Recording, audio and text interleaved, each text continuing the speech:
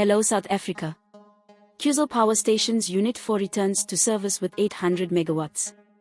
Kusile Power Stations Unit 4 has returned to service, bringing back 800 megawatts, which was taken off during the unit's 20-day planned maintenance.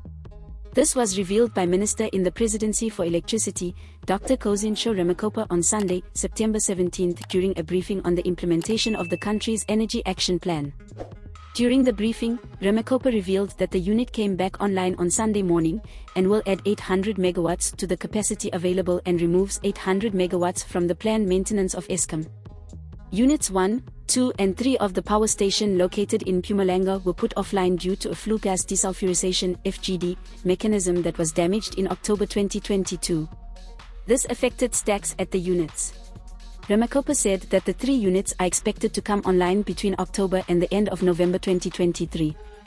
On progress made on Unit 2, Ramokgopa said the team initially was of the view that the unit would return on December 24. However, this has been revised to November 30, 2023.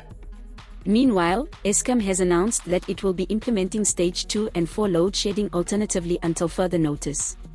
The power utility said Stage 4 load shedding will be implemented from 1600 hours on Monday until 5 o'clock on Tuesday, followed by Stage 2 load shedding from 5 o'clock until 1600 hours. We pay cash for videos. WhatsApp 060 011 021 1. This is Leah for the South African.